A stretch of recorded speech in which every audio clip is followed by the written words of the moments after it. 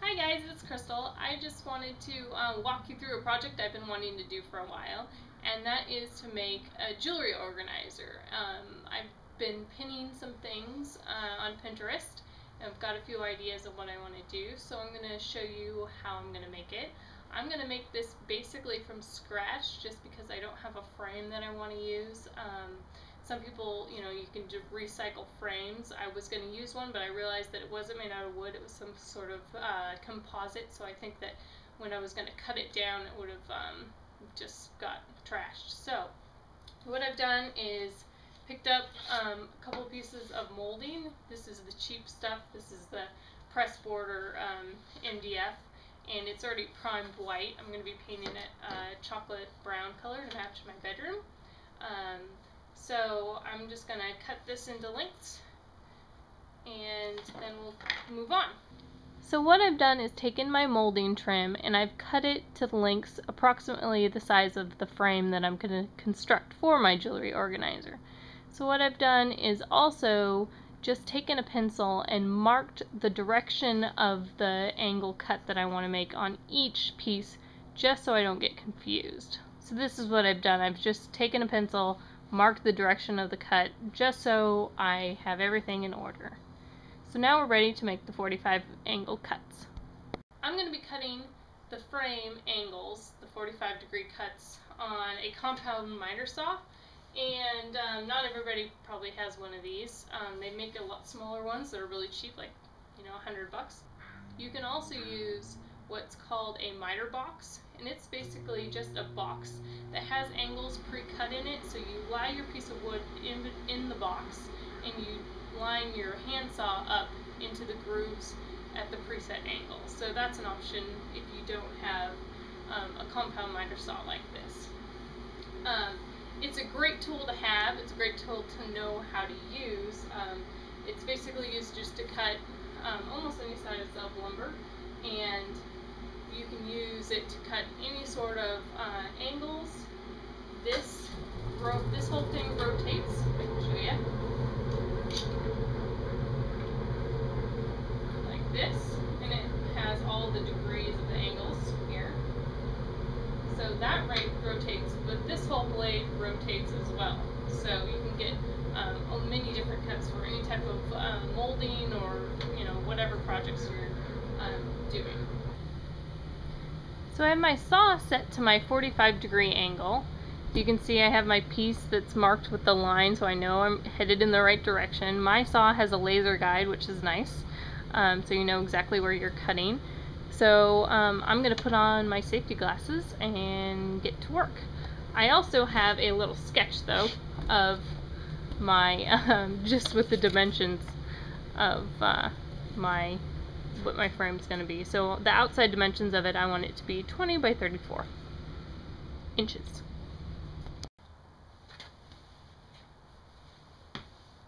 So I'm rotating my saw to my 45-degree angle so I can do the rest of my cuts. I'm going to just measure to make sure that I have exactly 20 inches across the top here.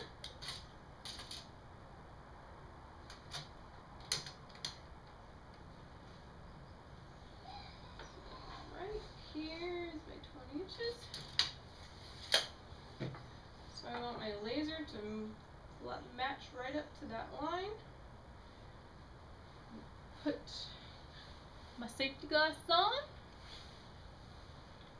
There you go.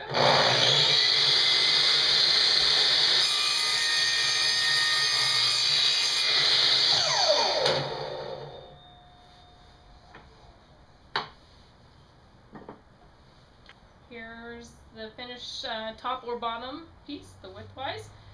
So I'm going to just keep on cutting. So here is my vertical pieces, so I'm going to measure those out as well. So I want it to be 34 inches long.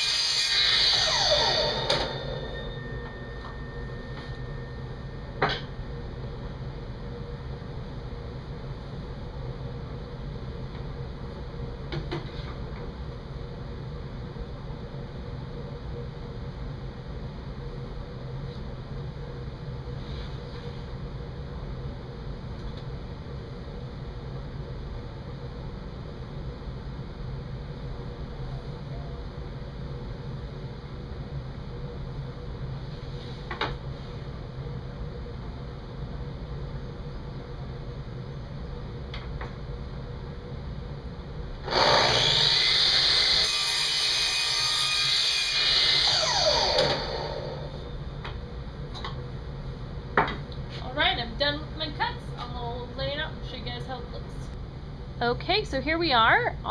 It's all lining up and looks good. So I'm going to be fastening this together. I'm going to have to come up with some sort of back support for it, or it's going to be too flimsy. But the joints are going to look good. If I need to make any little tweaks on it, I will, but everything was set to 45, so it should match up perfectly.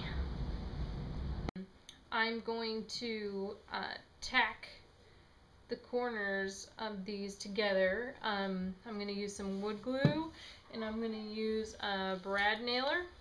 This is one that's hooked up to an air compressor, but they sell these that are plug-in too, just electric, and they're great for doing any kind of molding. You pretty much have to use them, or you'll split your wood all the time.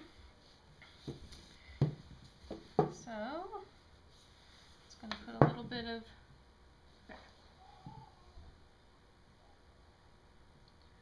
I'm just gonna put a nice thin layer of wood glue on there. Hopefully you don't have to use like your fingers like I did. Match up the corner.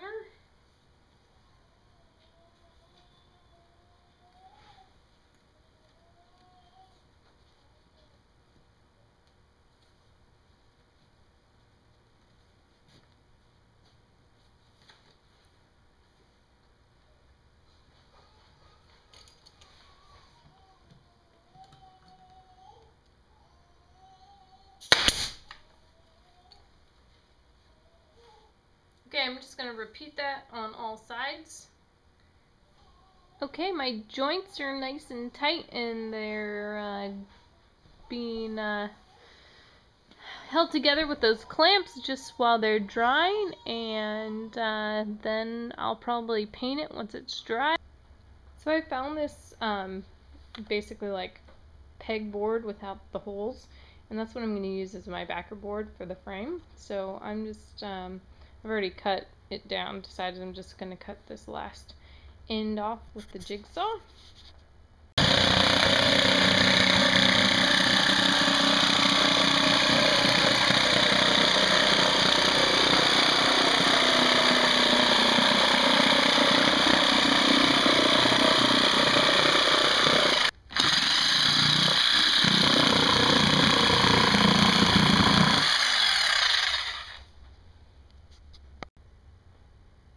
Okay, so that's my board I'm going to use from the back. My frame's getting some coats of brown paint on it. So I have this hardware cloth. It's like a 1/4 inch metal mesh, and is what's going to go in the frame so that you can put, hang your earrings and things on. So I'm going to cut a piece of this just a little bit longer and wider than the backer board that I'm cutting for the frame.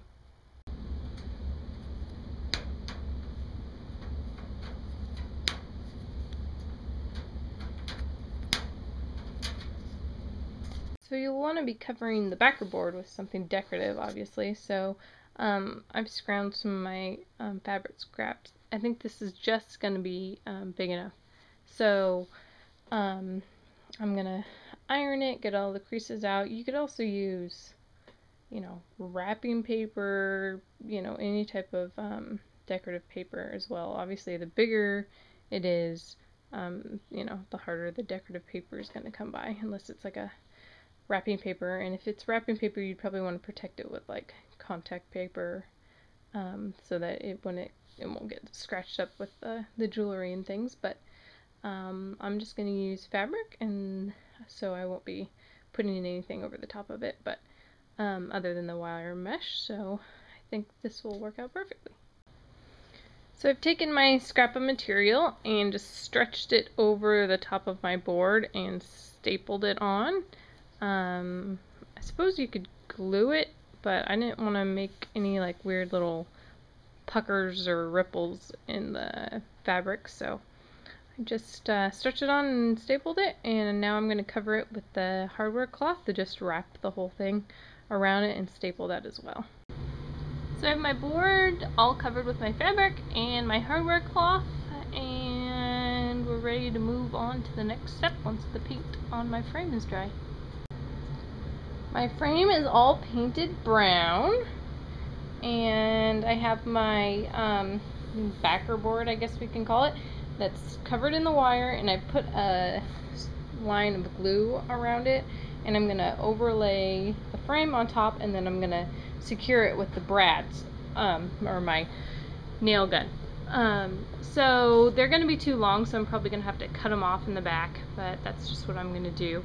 I'll have to also patch the little holes that are going to be in the front of the frame and touch up the paint, but I'm just going to lay this over the top and line it up so it looks good, and secure it with the nail brads.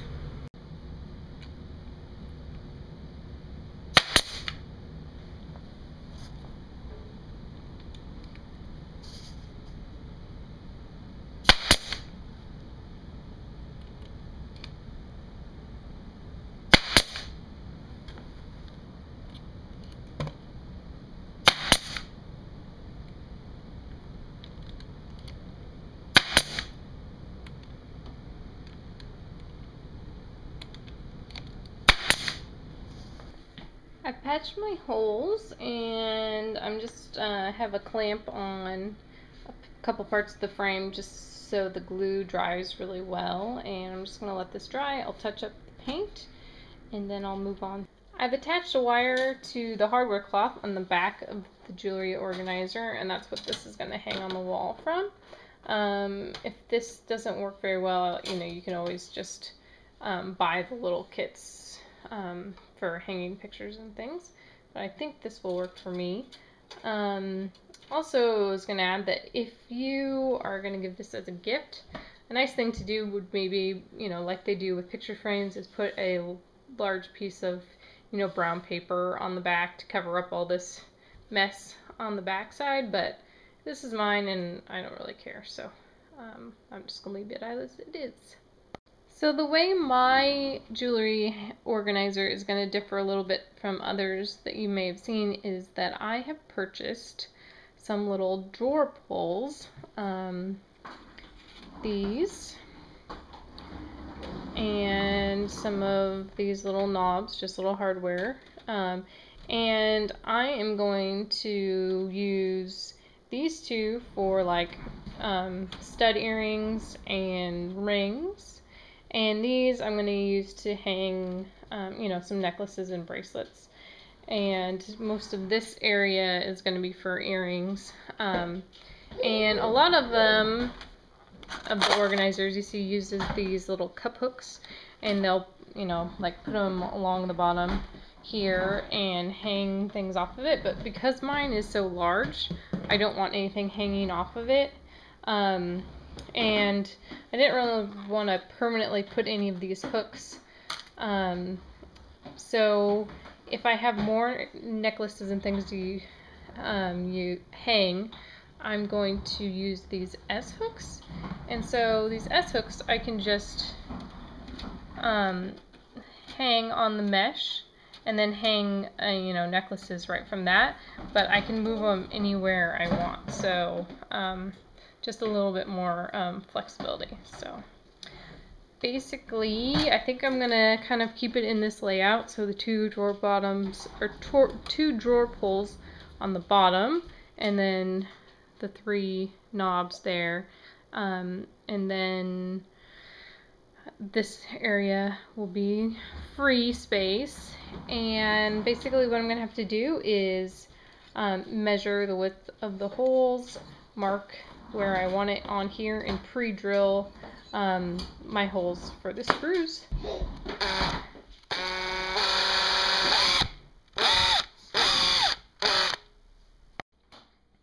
I'm just using a screwdriver to attach my last screw for my little ring / stud holder, and I put the other ones on. So I'm going to do that last one and then we're done. Hi everyone, so this is the final product. It's hanging on the wall in my bedroom next to my closet. And the S-hooks are really great. I'm able to put the necklaces anywhere I want on the board. Like right now I have the long ones hanging down, but I can move them anywhere I want.